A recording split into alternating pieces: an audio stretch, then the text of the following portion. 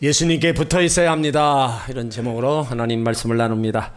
우리가 살아가면서 사랑, 행복, 축복은 어디에서 시작하는 것일까요?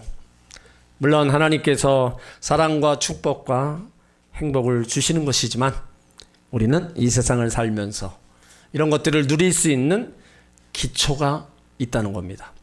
그것이 바로 관계입니다. 우리는 관계를 떠나서 그 누구도 존재하지 않습니다.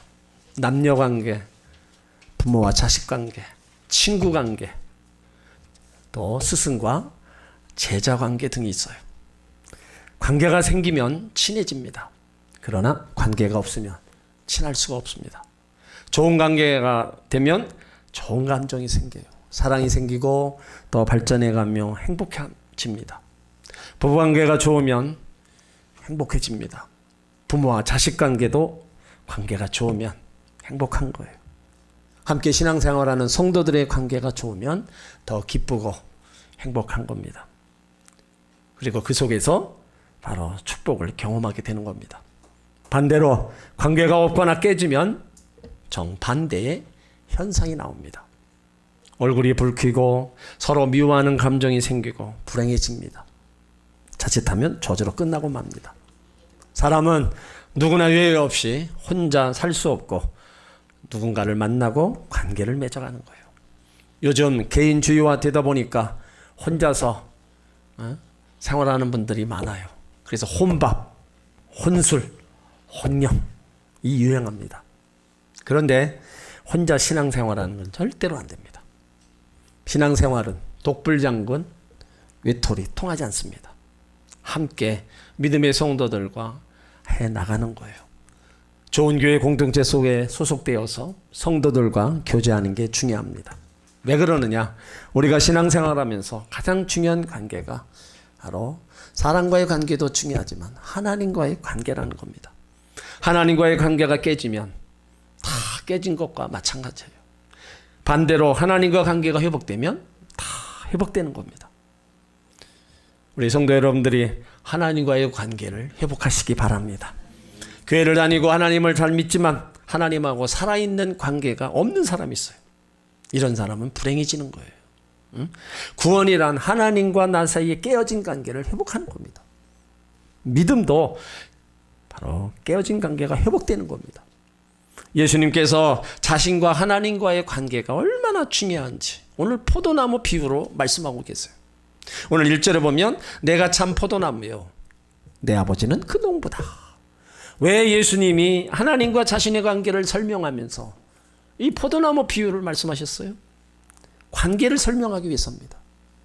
동시에 우리와 예수님과의 관계도 설명하시는 거예요. 농부는 하나님, 포도나무는 예수님, 우리는 같이. 이것이 하나님과 예수님과 우리와의 관계입니다.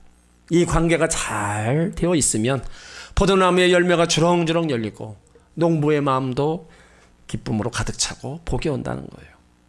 우리가 포도나무를 말할 때 사람들은 나무를 생각할까요? 아니면 열매를 생각할까요? 다 아마 열매를 생각할 겁니다. 그런데 포도나무를 우리가 먼저 한번 생각해 봐야 돼요.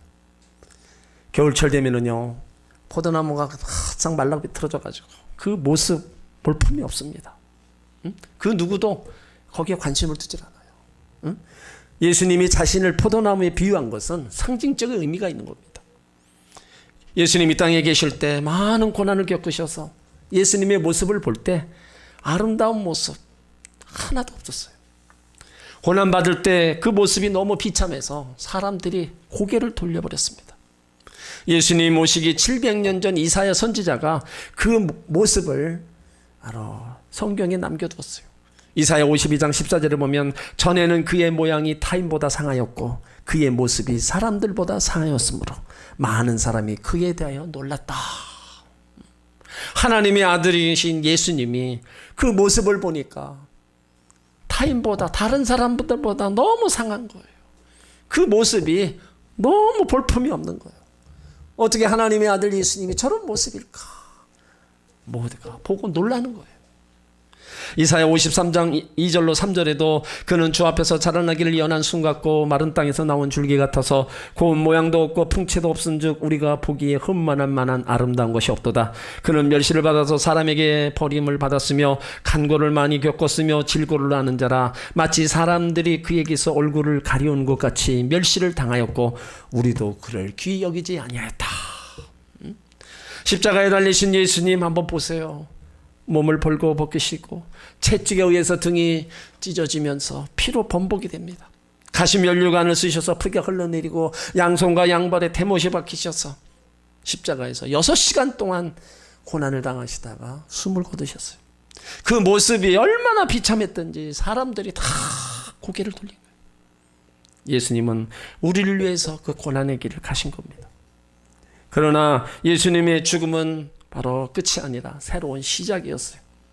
겨울이 지나 봄이 오면 말라 비틀어졌던 포도나무에 잎이 나옵니다. 여름철이 되면 많은 열매가 주렁주렁 달리게 돼요. 이와 같이 예수님께서 십자가의 죽음을 통해서 부활의 영광에 이르게 되었고 그 결과 온 인류가 예수를 믿기만 하면 구원받는 놀라운 은혜 가운데 들어가게 된 겁니다. 이것이 기독교 복음의 핵심이고 구원의 신비라는 거예요. 예수님만이 우리의 모든 죄를 짊어지시고 십자가에 달려 돌아가심으로 말미암아 누구든지 예수를 믿기만 하면 구원받는 놀라운 은혜와 축복이 임하는 겁니다. 사람들이 포도나무를 좋아하는 이유가 있잖아요. 탐스럽고 맛있게 주렁주렁 열린 열매 때문입니다. 먹음직스럽고 옆에만 가도 단내가 나고 풍성해지는 거. 바로 그분이 예수 그리스도이십니다. 예수님은 볼품없지만 풍성한 열매를 맺습니다.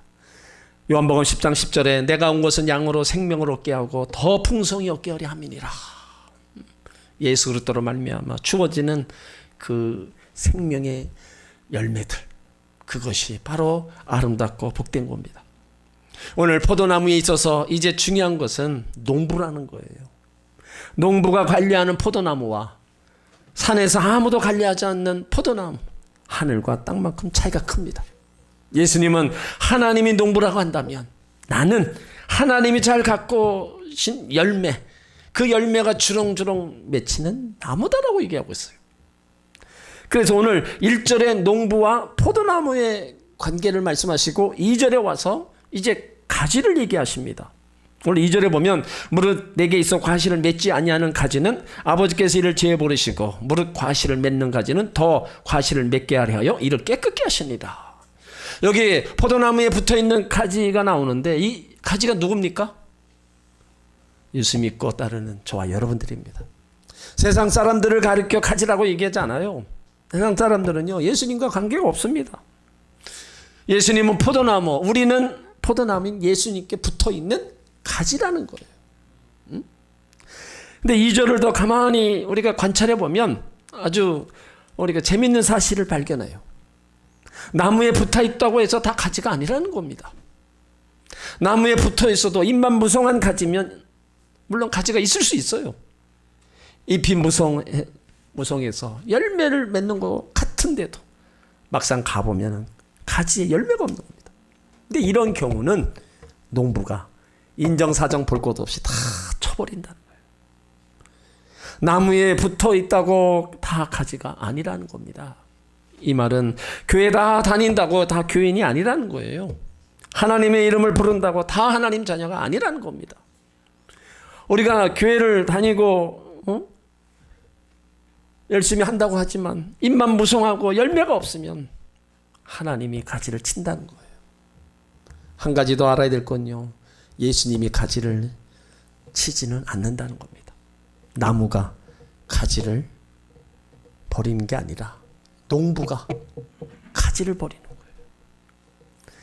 예수님은 가지치기 하지 않습니다. 예수님은 그 잘려나가는 가지를 보고 안타까워하실 분이에요. 가지를 사정없이 치시는 분은 농부입니다.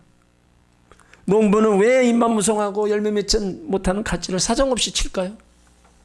더 깨끗하고 좋은 열매를 맺게 하기 위해서 열매 맺지 못하는 가지를 잘라버리는 거예요. 포도나무에 열매가 안 맺히면 아무 의미가 없습니다. 열매를 맺는 것이 포도나무의 가치를 귀중하게 만드는 겁니다. 우리가 예수님께 붙어 살아가게 될 때 바로 많은 열매를 맺게 해주신다는 거예요. 그 축복에 대해서 예레미야 17장 8절을 얘기합니다. 그는 물가에 심겨진 나무가 그 뿌리를 강변에 뻗치고 더위가 올지라도 두려워하지 아니하며 그 잎이 청청하며 가뭄 은혜에도 걱정이 없고 결실이 그치지 아니함 같으리라. 늘 예수님과 함께 하니까 어려움이 다가오고 문제가 다가와도 주의 은혜로 말미암아 많은 열매를 맺게 된다는 거예요. 때때로 신앙생활할 때 가뭄이 다가오는 것처럼 어려움이 다가올 때 있습니다. 문제도 다가올 때 있고요. 환난이 다가올 때도 있어요. 그러나 예수님께 다 붙어 있기만 하면 우리에게 필요한 것을 공급해 주셔서 어려움 가운데서도 환난 가운데서도 열매를 맺게 해 주시는 겁니다. 여러분, 성경의 영적 원리는요, 빈익빈 부익부입니다. 있는 사람은 더 주고요, 없는 사람은 있는 것까지 빼앗습니다. 이것이 영적 원리예요. 믿음 있는 사람은요, 더 믿음이 생길 겁니다. 믿음이 없는 사람은 불쌍해서 믿음을 주는 게 아니라 더 없어집니다. 영적인 냉혹한 현실이에요. 우리가 하나님 멀리하면 하나님도 우리를 멀리합니다. 나무에 붙어있는 가지라고 다 가지가 아니라는 거예요.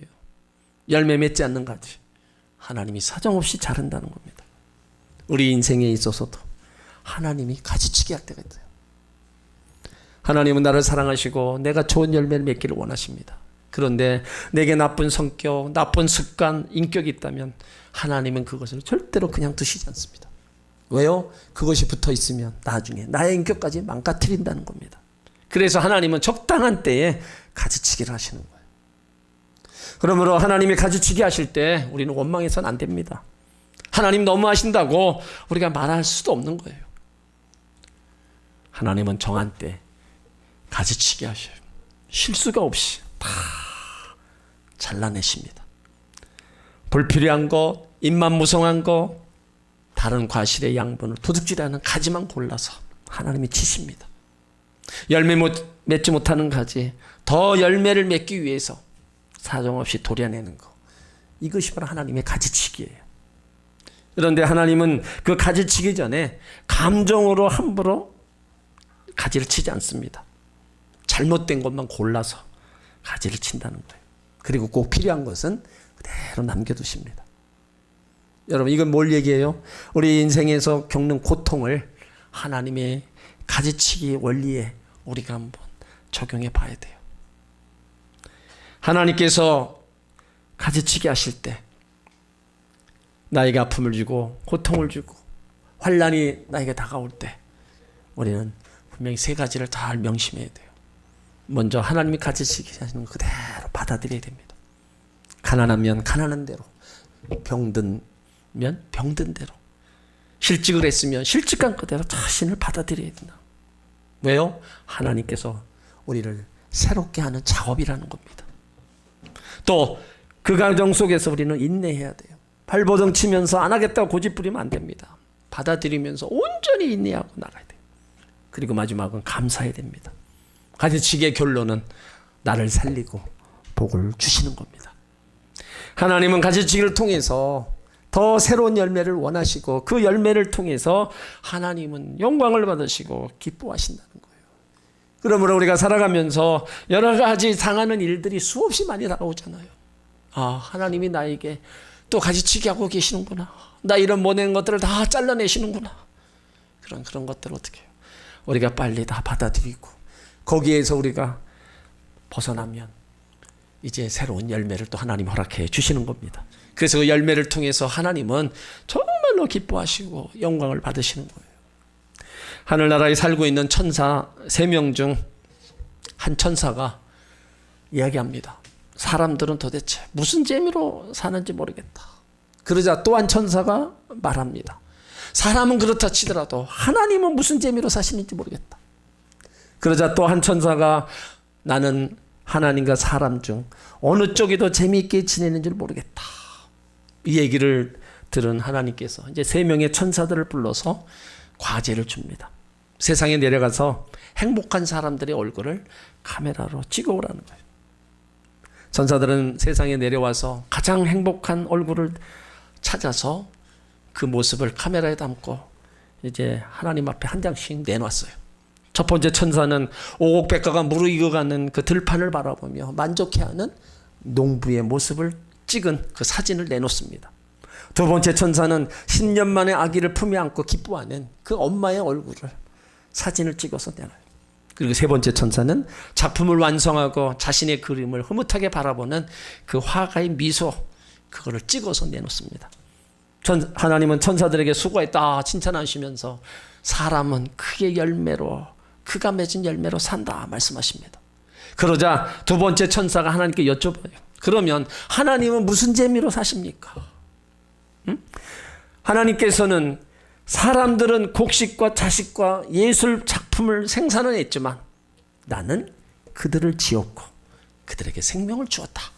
사람은 나의 작품 중에 최고의 결작품이란다. 그러니까 이 말을 들은 천사들은 하나님도 꽤 재미가 있으실 것 같습니다. 세 번째 천사가 하나님께 여쭤봐요. 그러면 누가 더 재미있을까요? 하나님 말씀하시기를 내 생각에는 농산물을 먹는 사람이 즐겁겠느냐? 아니면 생산한 농부가 더 즐겁겠느냐? 세상에 태어난 아기가 더 기쁘겠느냐? 아기 엄마가 더 기쁘겠느냐? 그림을 감상하는 사람과 화가 중에서 누가 더 기쁘겠느냐? 여러분들 생각에는 누가 더 기쁘겠어요? 이 세 명의 천사들은요, 농부와 엄마와 화가라고 대답합니다. 그러자 하나님께서 천사들에게 다시 묻습니다. 내가 다시 말하겠는데 나는 그들을 지었고 그들은 나의 작품들이다. 그들과 나 둘 중 어느 것이 더 기쁘고 즐겁겠느냐? 누가 더 기쁘고 즐겁겠습니까? 이번에도 천사들이 당연히 하나님이시죠. 하나님이 이렇게 말씀하십니다. 나는 사람들이 세상에서 선한 열매를 맺을 때마다 그들보다 더 크게 기뻐하느니라.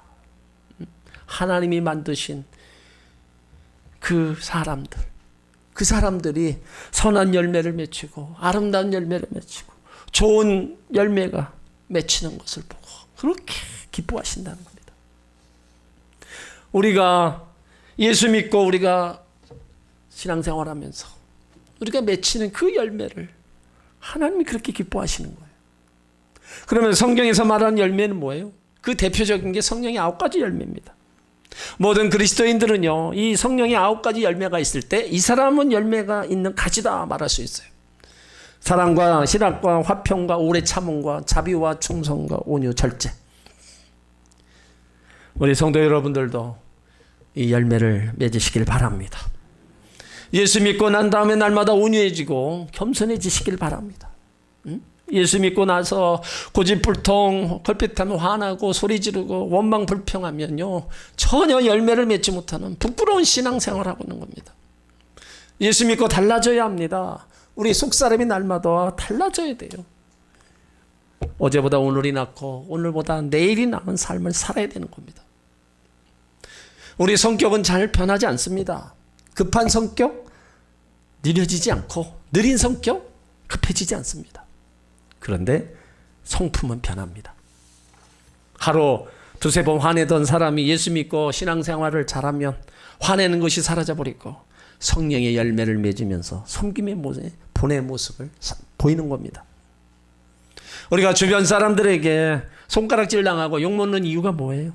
우리가 달라지지 않았다는 거예요. 옛 모습 그대로 살기 때문입니다. 우리의 인격과 성품이 성령의 열매가 맺혀야 될 줄 믿습니다. 죄의 성품에서 의의 성품으로, 외적인 성품에서 내적인 성품으로 바뀌어서 육체의 열매가 아니라 거룩한 열매를 맺어야 될 줄 믿습니다. 로마서 7장 이하에 보면은 하나님을 위한 열매가 있고 사망을 위한 열매가 있다는 겁니다. 우리가 예수 믿는 것으로만 우리가 가지 되었다는 것으로 얘기해서는 안 됩니다. 내면에 인격적인 열매들이 맺힐 때 하나님께서 깨끗게 하시고 열매를 더 많이 맺게 해주신다는 거예요. 그러므로 우리 생활의 삶 속에 나로 인해서 아름다운 열매가 맺히고 그것이 하나님께 영광이 되고 또 다른 사람들에게 아름다운 그 모습을 통해서 이제 더 열매는 계속 맺어져 나갈 수 있는 겁니다. 또한 전도 중에 전도 열매가 있습니다. 이 열매는 하나님이 맺히게 해주시는 거예요. 그래서 우리가 할 일은 뭐예요? 복음을 전하는 겁니다. 때를 어떤지 못 어떤지 우리가 만나는 사람들에게 예수를 믿으라고 우리가 계속해서 복음을 전하면 거기에 열매를 하나님이 우리 가운데 허락해 주시는 거예요. 그래서 우리가 전도했다면 하나님이 우리에게 주신 영적인 열매인 겁니다. 그러면 어떻게 열매를 많이 맺는 가지가 될 수 있어요? 오늘 3절에 보면 너희는 내가 일러준 말로 이미 깨끗하였으니 내 안에 거하라 나도 너희 안에 거하리라. 이제 우리는 깨끗해졌다는 겁니다. 그리고 가지가 열매를 맺는 비결, 포도나무에 붙어 있어야 된다는 거예요. 그러니까 해답은 하나입니다. 예수 안에 거해야 된다는 거예요. 여러분이 어떤 환경을 하도 예수님 안에 있으시길 바랍니다. 그리하면 각종 열매도 맺고 어려움도 이겨나가게 되는 것입니다. 오늘 4절은 얘기하고 있어요. 가지가 포도나무에 붙어있지 아니하면 절로 과실을 맺을 수 없음같이 너희도 내 안에 있지 아니면 그러하리라. 누구든지 예수 그리스도를 믿음으로 예수 그리스도 안에 거하지 아니하면 세상의 모든 것을 다 가졌대도 잃은 겁니다. 그러나 세상의 모든 것을 다 잃었다 해도 예수님 안에 있으면 모든 것을 얻은 겁니다. 당장은 모든 게 잘 되고 성공하는 것 같고 부한 것 같지만은 여러분 시간이 지나면서 나이가 먹어가면서 우리 가운데 다가오는 것은 허무와 절망만 다가오는 거예요. 후회하는 인생에 그런 고백만 우리 가운데 있는 겁니다.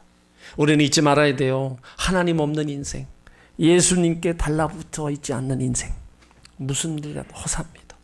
세상에 성공했다가도 다 허무해요. 솔몬이 고백한 것처럼 헛되고 헛되니 모든 것이 헛되도다. 인생의 끝에 가서 그것밖에 고백할 게 없다는 거예요. 오늘 5절은 분명하게 우리 가운데 얘기하고 있어요. 나는 포도나무요 너희는 가지라. 그가 내 안에 내가 저 안에 있으면 사람이 열매를 많이 맺나니 나를 떠나서는 너희가 아무것도 할 수 없습니다. 예수님 안에서만 인생의 좋은 열매를 거둘 수 있습니다. 예수님과 함께 우리는 인생의 꿈을 이루어 나가야 돼요. 그래서 예수님과 함께 일하고 우리가 수고하고 애쓰고 우리가 나가야 돼요. 그래서 예수님이 우리 가운데 공급해 주시는 것만큼 우리가 성공할 수 있고 열매를 거둘 수 있는 겁니다. 주님이 공급에 의지해 사는 것이 바로 은혜 안에서 사는 거나 마찬가지예요. 미국의 유명한 크리스천 작가로 존 오기빌이라는 사람이 이런 얘기를 합니다. 하나님을 떠난 인간을 꺾어진 꽃으로 비교했어요. 여러분 꽃을 잘라서 화병에다 꽂아 놓으면 잠시는 화려하게 펴 있어요. 그렇지만 일주일을 못 가서 다 시들어버리고 모습을 찾아볼 수가 없어요. 그리스도인이라도 주님을 멀리하면 꺾어진 꽃의 신세가 된다는 것을 경고한 겁니다.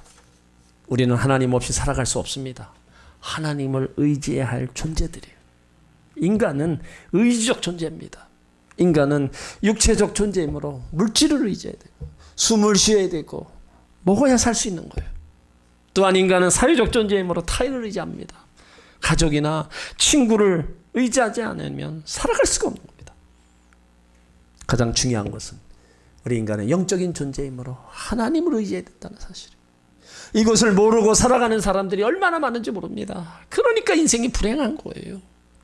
나를 떠나서는 너희가 아무것도 할 수 없습니다. 이런 진리의 말씀을 우리가 알고 함께 있을 때 주어지는 그 은혜와 복을 알고 우리가 하나님 그 농부, 예수님 그 포도나무, 가지 우리가 풍성한 열매를 맺기 위해서 농부에게 포도나무인 예수님께 매어 달려야 된다는 거예요. 농부이신 하나님은요 놀라운 사랑과 능력의 주인이십니다. 포도나무이신 예수님은 놀라운 생명과 축복의 원천이십니다. 우리가 주님 안에 있을 때 주님과 온전한 관계를 맺고 살아갈 때 삶의 풍성한 열매로 가득하게 되는 거예요. 여러분의 삶의 행복과 성공은 주님께 달려 있습니다. 주님과 하나 되는 것이 여러분의 삶의 복입니다. 예수님께 붙어 있어만 풍성한 열매로 인생을 살아갈 수 있고 어떠한 고난이 있어도 승리할 수 있습니다. 참 만족에 느끼는 행복한 인생, 참 보람을 느끼는 의미 있는 인생이 될 수 있는 겁니다. 그러므로 여러분들이 어느 순간에나 어떤 때나 다 주님 앞에 꼭 붙어 있으시기 바랍니다. 포도나무인 가지, 내가 할 일이 뭐예요? 영적으로 깨어 있어야 된다는 거예요. 방심하면 틈이 생기고, 그 틈이 생기면 사탄이 하나님과 우리 사이를 갈라놓습니다. 에베소 4장 27절에 마귀에게 틈을 주지 말라. 고린도전서 10장 12절에 그런즉 선줄로 생각하는 자는 넘어질까 조심하라. 누구도 방심하면 안 된다는 겁니다. 내가 신앙의 연조가 얼만데, 내가 직분이 있는데, 여러분 이런 것들은 믿음과 영성을 보장해 주지 못합니다. 예수님께 꼭 붙어있기 위해 우리의 말씀과 기도 생활을 게을리해서는 안 되는 거예요. 늘 하나님을 찾고 하나님 앞에 있기를 우리가 힘쓰고 애써야 된다는 겁니다. 사랑하는 성도 여러분, 열매 맺는 풍성한 인생을 살아가고 싶습니까? 험한 세상에서 승리자의 인생을 살아가고 싶으세요? 그렇다면 신앙생활 잘하면 됩니다. 무엇이 신앙생활 잘하는 것일까요? 어떤 상황 속에서도 예수님께 붙어있는 겁니다. 예수님으로부터 모든 것이 나옵니다. 모든 근원이 예수님으로부터 나오는데, 그 예수님과 멀어지면 모든 근원이 하나하나 차단되어 나가는 거예요. 예수님과 함께 할 때만 인생의 좋은 열매를 거둘 수 있습니다. 앤드류 모레이라는 목사님이 포도나무의 그 저서에서 예수님 마음을 이렇게 표현했어요. 포도나무의 완전한 충만함과 풍성함은 실로 너희 것이다. 지금 너희는 내 안에 있으므로 내가 가진 모든 것은 전적으로 너희 것임을 믿으라. 너희를 열매 맺는 가지가 되게 한 것이 나의 관심이요 나의 영광이노라. 나는 연약하나 너희는 연약하나 나는 강하다. 너희는 가난하나 나는 부유하다. 나의 사랑과 은혜와 약속을 믿어라. 다시 한번 말하노니 나는 온전히 너희 것이다.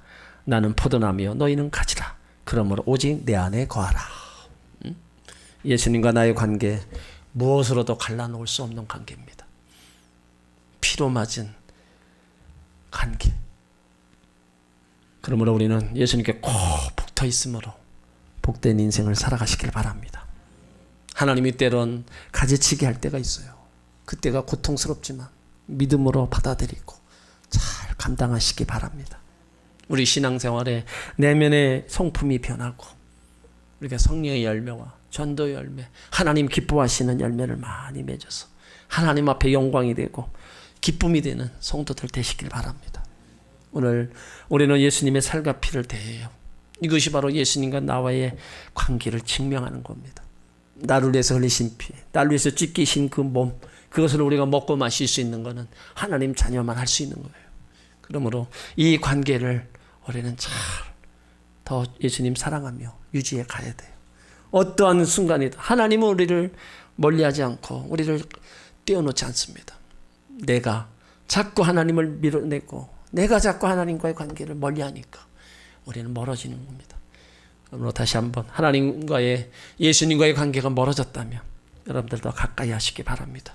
오늘 성찬을 통해서 다시 한번 그 사랑을 알고 그 사랑을 깨닫고 또 주님과 함께 아름다운 믿음으로 달려가는 복된 성도들 되기를 주의 이름으로 축원합니다.